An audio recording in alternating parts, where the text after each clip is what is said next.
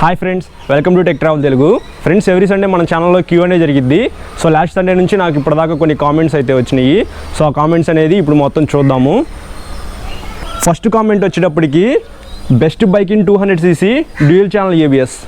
So dual channel ABSలో మీకు 200cc best bike వచ్చేటప్పటికి KTM Duke 200 అని చెప్తాను నేనైతే.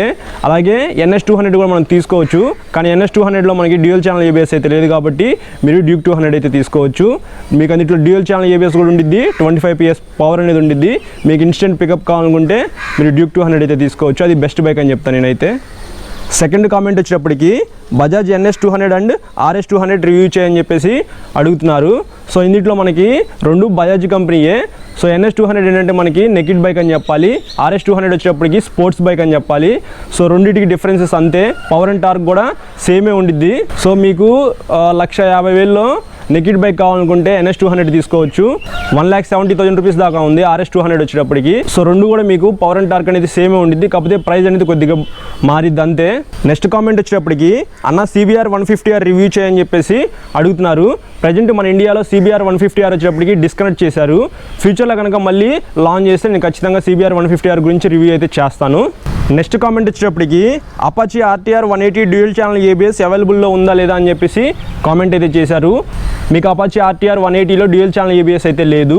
Apache 200లో మాత్రమే మనకి డ్యూయల్ ఛానల్ ABS అయితే ఉంది. సో మీకు 164V తీసుకున్నా సరే, 180 తీసుకున్నా సరే మీకు డ్యూయల్ ఛానల్ ABS అయితే లభించట్లేదు. నెక్స్ట్ కామెంట్ వచ్చేటప్పటికి బ్రో స్లిప్పర్ క్లచ్ అంటే ఏంటి ఎక్స్ప్లెయిన్ చేయని చెప్పేసి అడుగుతున్నారు.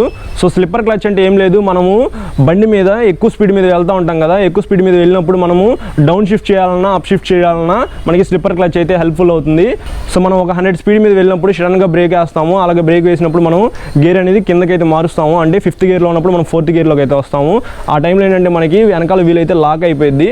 సో అలా లాక్ అవ్వకుండా మనకి స్లిప్పర్ క్లచ్ అయితే హెల్ప్ఫుల్ అవుతుంది. సో దీని గురించి నేను క్లియర్గా మీకు ఒక వీడియోలో ఎక్స్ప్లెయిన్ చేస్తాను. నెక్స్ట్ కామెంట్ వచ్చేటప్పటికి బ్రో లో ప్రైస్ బైక్స్ రివ్యూ చేయండి, చాలా మంది చూస్తారు. ఫ్రెండ్స్, నేనైతే తక్కువ బడ్జెట్లో ఉన్న బైక్స్ గురించి కూడా నేను రివ్యూస్ అయితే చేస్తాను, అలాగే ప్రీమియం బైక్స్ కూడా చేస్తాను. సో అన్ని బైక్స్ కూడా కవర్ చేద్దాం మనము. సో మీరు సపోర్ట్ అయితే చేస్తూ ఉండండి. మనం లాక్డౌన్ అయిపోయిన తర్వాత చాలా బైక్స్ అయితే రివ్యూ చేద్దాము. నెక్స్ట్ కామెంట్ వచ్చేటప్పటికి లాంగ్ డ్రైవ్స్కి 250 ఓకేనా, డ్యూక్ 250 లాంగ్ డ్రైవ్స్కి సెట్ అవుతుందా లేదా అని చెప్పేసి కామెంట్ అయితే చేస్తున్నారు.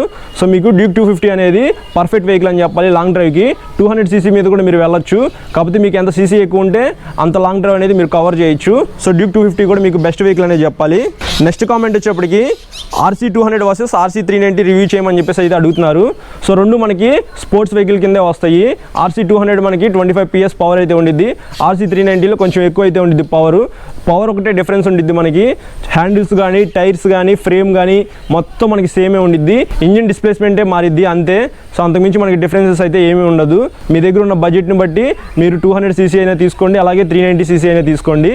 సో మీకు రెండు బెస్ట్ వెహికల్సే. నెక్స్ట్ కామెంట్ వచ్చేటప్పటికి USD versus telescopic. So USD forks అంటే ఏంటి, టెలిస్కోపిక్ అంటే ఏంటి అని చెప్పేసి కామెంట్ అయితే చేశారు. నేను దీని గురించి ఒక వీడియో అయితే చేస్తానని ఇంతకు ముందు అయితే నేను చెప్పాను. సో నేను ఇంకా ఆ వీడియో అయితే ఎందుకు చేయలేదంటే ప్రజెంట్ నేను మీకు ఇమేజెస్ పెట్టి నేను USD అంటే ఏంటి టెలిస్కోపిక్ అంటే ఏంటి అని నేను మీకు ఎక్స్ప్లెయిన్ చేస్తే మీకు అంతగా అర్థం అవ్వదు. సో మనకి లాక్డౌన్ అయితే ఉంది. సో ఇక్కడ నేను టెలిస్కోపిక్ వెహికల్ అలాగే USD ఉన్న వెహికల్ అయితే నేను పెట్టి మీకు ఎక్స్ప్లెయిన్ చేస్తాను. సో అప్పుడు మీకు లైవ్లో ఎక్స్ప్లెయిన్ చేసినప్పుడు మీకు కొంచెం అర్థం అవుతుంది. సో అందు గురించే నేను ఆ వీడియో అనేది పెండింగ్లో పెట్టాను. సో మీరు పెట్టే కామెంట్స్ అని నేను ఒక బుక్లో అయితే రాసుకుంటున్నాను. సో నేను అవి ఏం మర్చిపోవట్లేదు, అలాగే చేయట్లేదు అయితే ఏం అనుకోవద్దు. సో వాటి గురించి నేను ఖచ్చితంగా వీడియోస్ అయితే చేస్తాను, మీరు జస్ట్ వెయిట్ చేయండి అంతే. సో మీకు ఫ్యూచర్లో అన్ని వెహికల్స్ గురించి నేను రివ్యూ అయితే చేస్తాను. మీరు సబ్స్క్రైబ్ చేసుకుని పక్కన బెల్ ఐకాన్ అయితే క్లిక్ చేయండి. సో నేను వీడియో పెట్టినప్పుడు మీకు వెంటనే నోటిఫికేషన్ అయితే వస్తుంది.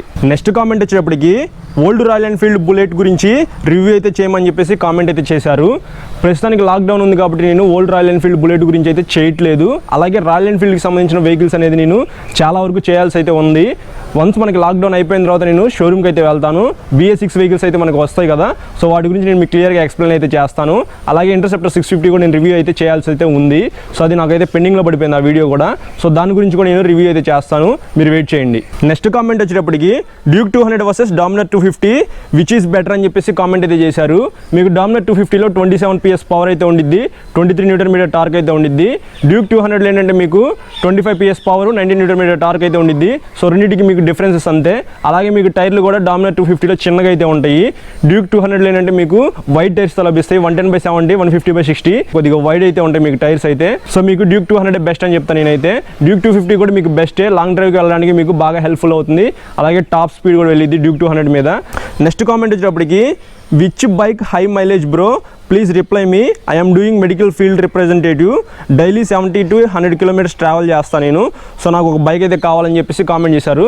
సో మీరు డైలీ 100 kilometers లోపు తిరగాలనుకుంటే మీకు బజాజ్ ప్లాటినా ఉంది, అలాగే బజాజ్ సిటీ 100 ఉంది. సో ఈ రెండు వెహికల్స్ మీరు చూస్ చేసుకోవచ్చు బజాజ్లో. టీవీఎస్లో వచ్చేటప్పటికి టీవీఎస్ రెడాన్ ఉంది, అలాగే టీవీఎస్ స్పోర్ట్, స్టార్ సిటీ, ఈ మూడిట్లో మీరు ఒకటైతే తీసుకోవచ్చు. సో మీకు బజాజ్ అండ్ టీవీఎస్లో మీకు మైలేజ్ అయితే ఎక్కువ ఇస్తాయి. సో ఇప్పుడు నేను చెప్పిన వెహికల్స్లో మీరు ఒకసారి షోరూమ్కి అయితే వెళ్ళండి, టెస్ట్ అయితే చేయండి. మీ కంఫర్ట్ని బట్టి మీరు ఒక వెహికల్ అయితే చూస్ చేసుకోండి. నేనైతే టీవీఎస్ స్పోర్ట్ కానీ అలాగే బజాజ్ సిటీ 100 కానీ అయితే సజెస్ట్ చేస్తాను. అలాగే మీకు ప్లాటినా కూడా తీసుకోవచ్చు, ప్లాటినా 100 ఉంది కదా, సో అది కూడా తీసుకోవచ్చు. ఒకసారి టెస్ట్ అయితే చేయండి, మీ కంఫర్ట్ని బట్టి మీరు ఒకటి తీసుకోవచ్చు. నెక్స్ట్ కామెంట్ వచ్చేప్పటికి, royal Enfield Himalayan versus hero ఎక్స్పల్స్ 200 ఏది బెస్ట్? హీరో ఎక్స్పల్స్ ఏంటంటే మీకు 1.5లో మీకు బెస్ట్ వెహికల్ అని చెప్తాను నేనైతే. అలాగే 2.5 లక్షల దాకా అయితే ఉండిద్ది హిమాలయన్ అయితే. రెండింటికి ₹1,00,000 డిఫరెన్సెస్ అయితే ఖచ్చితంగా ఉండిద్ది. 1,50,000లో మీరు ఎక్స్పల్స్ తీసుకోండి, 2.5 లక్షలు అయితే మీరు హిమాలయన్ అయితే తీసుకోండి. పర్ఫెక్ట్ వెహికల్ అయితే మీకు హిమాలయన్ అని చెప్తాను మీకు. అందులో 400cc పైనే ఉండిద్ది. సో మీరు లాంగ్ డ్రైవ్కి అయితే ఇది బాగా వేసుకొని వెళ్ళచ్చు. రెండింటిలో కూడా మనకి గ్రౌండ్ క్లియరెన్స్ అనేది 220 mm లభిస్తుంది. నెక్స్ట్ కామెంట్ వచ్చేప్పటికి, bro KTM bike petrol tank ప్లాస్టికా మెటలా అని చెప్పేసి కామెంట్ అయితే చేశారు. డ్యూక్ 125 వచ్చేటప్పటికి ప్లాస్టికే, అలాగే డ్యూక్ 390 వచ్చేటప్పటికి మెటల్ ట్యాంక్తో లభిస్తుంది. మనకి మెటల్ ట్యాంక్ ఉంటేనే బెస్ట్ అని చెప్తాను నేనైతే. అలాగే నెక్స్ట్ కామెంట్ వచ్చేటప్పటికి, Duke 125cc on road price ఎంత అని చెప్పేసి కామెంట్ అయితే చేశారు. సో మేము కొన్నప్పుడు డ్యూక్ 125 ప్రైస్ వచ్చేటప్పటికి ₹1,40,000 దాకా అయితే ఉంది. ఇప్పుడు ప్రైస్ అయితే ఇంక్రీజ్ అయింది, ₹1,55,000 దాకా అయితే ఉంది BS6. సో మీరు డ్యూక్ 125 కొనుక్కోవాలనుకుంటే ₹1,55,000 దాకా ఉంది. నెక్స్ట్ కామెంట్ వచ్చేటప్పటికి, bro which bike for of road, of రోడ్కి బెస్ట్ ఏ బైక్ అని చెప్పేసి అడుగుతున్నారు. సో మీకు ఆఫ్ రోడ్లో బెస్ట్ బైక్ అంటే హిమాలయన్ కానీ ఎక్స్పల్స్ కానీ, ఈ రెండింటిలో మీ బడ్జెట్ని బట్టి ఒక వెహికల్ అయితే తీసుకోండి. సో రెండు కూడా మీకు బెస్టే. నెక్స్ట్ కామెంట్ వచ్చేప్పటికి, నింజా BS4 ఇంజన్, BS6 అయితే ఇంకా రాలేదని చెప్పి కామెంట్ అయితే చేశారు. సో నేను BS4 ఇంజిన్ అయినా BS6 ఇంజిన్ అయినా నేను మీకు ఇప్పుడు రివ్యూలో అన్నిటికీ BS6 అనే చెప్తున్నాను. ఎందుకంటే మీకు ఏదైనా సరే మనకి డిజైన్ కూడా ఏం మారదు, సేమ్ అంతే వస్తుంది వెహికల్. అందులో మనకి ఇంజిన్ అయితే మారుస్తున్నారు, ఇంజిన్లో మనకి ఫ్యూల్ ఇంజెక్షన్ అయితే ఇస్తున్నారు కార్బొరేటర్ తీసేసి. సో నేను అందుకే BS6 అని చెప్తున్నాను. మీకు ఇన్ కేస్ BS6 ఇంకా రాకపోయి ఉండొచ్చు, కానీ మీకు వస్తే మాత్రం BS6 ఇంజిన్తోనే వస్తుంది, అలాగే ఫ్యూల్ ఇంజెక్షన్తో వస్తుంది. అందుకే నేను BS6 అని అక్కడ మెన్షన్ చేశాను. సో అది మీరు గుర్తుపెట్టుకోండి. నెక్స్ట్ కామెంట్ వచ్చేప్పటికి, అన్న నాకు ఒక బైక్ కావాలి జనరల్ యూసేజ్కి, పల్సర్ 220 పల్సర్ 150 ఏది తీసుకోవాలన్నా ఆన్సర్ మై క్వశ్చన్ అని చెప్పేసి కామెంట్ అయితే చేశారు. సో మీరు జనరల్ యూసేజ్కి 220cc అయితే అవసరం లేదు, 150cc తీసుకోండి. అందులో మీకు మైలేజ్ కూడా 40 kilometers ప్లస్సే వస్తుంది. సో మీకు 220 తీసుకోవాలనుకుంటే అది కూడా తీసుకోవచ్చు, కానీ నేనైతే జనరల్ యూసేజ్ కోసం పల్సర్ 150 సజెస్ట్ చేస్తాను. నెక్స్ట్ కామెంట్ వచ్చేప్పటికి, అన్న ఇప్పుడు డ్యూక్ 125 ఎగ్జాస్ట్ మోడిఫికేషన్ చేస్తే KTM షోరూమ్స్ వాళ్ళు సర్వీసింగ్ చేస్తారు లేదా అని చెప్పేసి కామెంట్ అయితే చేశారు. సో బైక్ కొనుక్కునేది మీరు, వన్స్ మీరు అది కొనుక్కున్న తర్వాత మీరు ఎలా అయినా మోడిఫికేషన్ చేసుకోవచ్చు. మీరు సైలెన్సర్ కూడా మోడిఫికేషన్ చేయించుకోవచ్చు. సైలెన్సర్ మోడిఫికేషన్ చేయించుకున్నప్పుడు మీకు మైలేజ్ అయితే తగ్గిద్ది, అది మీరు మైండ్లో పెట్టుకోండి. సైలెన్సర్ మోడిఫికేషన్ చేయించుకున్న తర్వాత షోరూమ్కి వెళ్తారు కదా, షోరూమ్కి వెళ్ళినప్పుడు ఖచ్చితంగా వాళ్ళు మీకు సర్వీసింగ్ అయితే చేస్తారు. సైలెన్సర్ మార్చారు కదా, మేము సర్వీసింగ్ అయితే చేయమని చెప్పేసి ఎవరు చెప్పరు.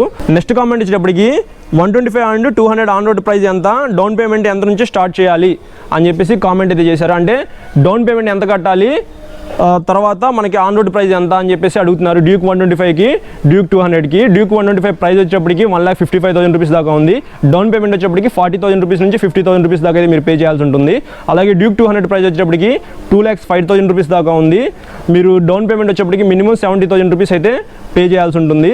నెక్స్ట్ కామెంట్ వచ్చేప్పటికి, బ్రో R15 2014 2015 మోడల్ సెకండ్ హ్యాండ్లో కొనొచ్చా? బ్రో సెకండ్ హ్యాండ్ బైక్స్ గురించి అయితే నాకు అంత నాలెడ్జ్ అయితే లేదు. నేనైతే సెకండ్ హ్యాండ్ బైక్స్ అయితే అసలు ప్రిఫర్ చేయను. సో ఇంజిన్ క్వాలిటీ బాగుంటే మీరు తీసుకోండి.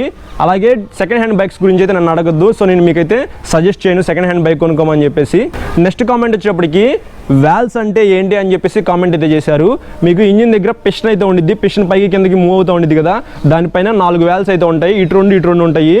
సో మీకు ఇంటేక్ వాల్వ్, అవుట్టేక్ వాల్వ్ అనమాట. అంటే ఇటువైపు గాలి వస్తుంది, ఇటు నుంచి మనకి పొగ రూపంలో బయటికి వెళ్ళిపోయి సైలెన్సర్లో నుంచి బయటకు వస్తుంది.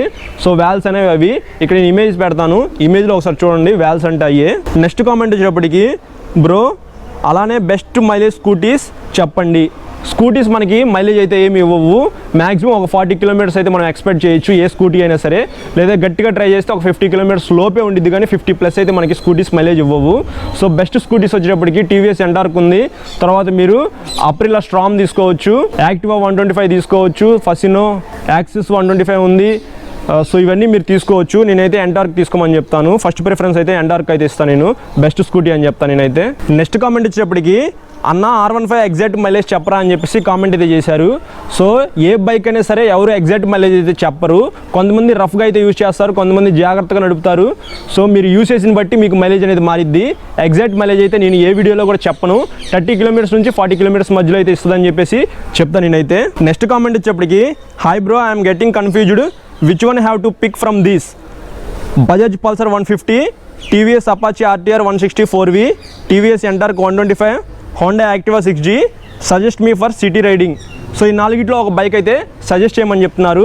సో నేనైతే మీకు సిటీ రైడింగ్కి బజాజ్ పల్సర్ 150 అయితే సజెస్ట్ చేస్తాను. అపాచీ 160 4V కన్నా మీకు బజాజ్ పల్సర్ 150 బాగుంటుంది అని చెప్తాను నేనైతే. ఎంటార్క్ 125 కానీ హోండా యాక్టివా 6G కానీ రెండింటిలో ఒకటి చూస్ చేసుకోమంటే నేను ఎంటార్క్ అయితే మీకు సజెస్ట్ చేస్తాను. సో మీకు ఎంటార్క్లోనే మీకు టైర్స్ కూడా బాగుంటాయి, ఫుల్లీ డిజిటల్ కన్సోల్తో వస్తుంది. సిటీ రైడింగ్కి బైక్లో అయితే పల్సర్ 150 తీసుకోండి, స్కూటీస్లో అయితే ఎంటార్క్ అయితే తీసుకోండి. నెక్స్ట్ కామెంట్ వచ్చేటప్పటికి bro which is the best in NS 200R, R15R, royal Enfield classic 350? ఈ మూడిట్లో ఏది బెస్ట్ అని చెప్పేసి అడుగుతున్నారు. సో మీకు పవర్ అండ్ టార్క్ అనేది ఎక్కువ ఉండాలి, ఇన్స్టెంట్ పికప్ ఉండాలనుకుంటే ఎవర్ గ్రీన్ బైక్ అని చెప్తే NS 200 అయితే. అలాగే R15 కూడా మీకు బెస్టే, కాకపోతే ఇంజన్ రిఫైన్మెంట్ అనేది అంత స్మూత్గా ఉండదు. సో మీరు ఆ బడ్జెట్లో మీరు RC 125 అయితే తీసుకోవచ్చు. సో అందులో మీకు ఇంజన్ రిఫైన్మెంట్ అనేది చాలా స్మూత్గా ఉండిద్ది. అలాగే రాయల్ ఎన్ఫీల్డ్ క్లాసిక్ 350 అని చెప్తున్నారు. సో రాయల్ ఎన్ఫీల్డ్ ఏంటంటే మీకు అది డిఫరెంట్ వెహికల్, మేడ్ లైక్ ఏ గన్ అంటారు కదా, సో మీకు డిఫరెంట్గా ఉండిద్ది, మొత్తం మెటల్తో వస్తుంది. సో మీరు రాయల్ ఎన్ఫీల్డ్ అవర్స్ అయితే మీరు ఆ వెహికల్ అయితే తీసుకోవచ్చు. ఇంజన్ రిఫైన్మెంట్ అనేది అంత స్మూత్గా ఉండదు NS 200 అండ్ R15తో పోలిస్తే, కానీ 350cc లభిస్తుంది కాబట్టి మీరు లాంగ్ డ్రైవ్ అయితే చేయొచ్చు. మీకు అలాగే ఎక్కువ రోజులు అయితే వస్తుంది, అంటే మీరు 5 years 6 years అయినా ఎన్ఫీల్డ్ అయితే వాడుకోవచ్చు.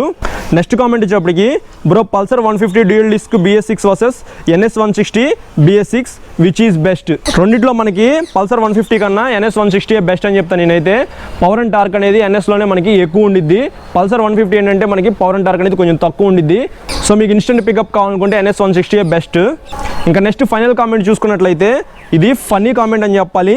KTM 200 బెస్టా, డ్యూక్ 200 బెస్టా అని చెప్పేసి కామెంట్ అయితే చేశారు. సో ఇది KTM అనేది కంపెనీ, డ్యూక్ అనేది బైక్ నేము, KTM Duke 200 అంటారు. KTM Duke 200 అనేది 200cc బెస్ట్ వెహికల్. ప్రైస్ వచ్చేప్పటికి 2,05,000 రూపీస్ దాకా ఉండిద్ది. ఫ్రెండ్స్ ఇది లాస్ట్ వీక్ నుంచి ఇప్పుడు దాకా వచ్చిన కామెంట్స్ అయితే. ఈ వీడియో మీకు నచ్చితే లైక్ చేయండి, మీ ఫ్రెండ్స్ అందరికీ షేర్ చేయండి. మీకు ఏదైనా డౌట్ ఉంటే కింద కామెంట్ అయితే చేయండి. అలాగే చాలామంది వీడియోస్ అయితే చూస్తున్నారు, లైక్ చేస్తున్నారు, కానీ సబ్స్క్రైబ్ అయితే చేసుకోవట్లేదు. సో మీ సపోర్ట్ నాకు ఉండాలనుకుంటే ఖచ్చితంగా మీరు సబ్స్క్రైబ్ చేసుకోవాలి. ఇక రెడ్ కలర్లో సబ్స్క్రైబ్ అని ఉంది కదా, సో అది ఒకసారి క్లిక్ చేయండి, పక్కన బెల్ ఐకాన్ అయితే ప్రెస్ చేయండి. నేను వీడియో పెట్టిన వెంటనే మీకు నోటిఫికేషన్ అయితే వస్తుంది. సో మీ సపోర్ట్ ఉంటే నేను చాలా వీడియోస్ అయితే తీసుకొస్తాను. మీకు ఏదైనా డౌట్ ఉంటే కింద కామెంట్ చేయండి. అలాగే ఇన్స్టా లింక్ అయితే నేను డిస్క్రిప్షన్లో ఇస్తాను. సో అక్కడ నుంచి నాకు ఇన్స్టాలో ఫాలో అయితే అవ్వండి. Thank you.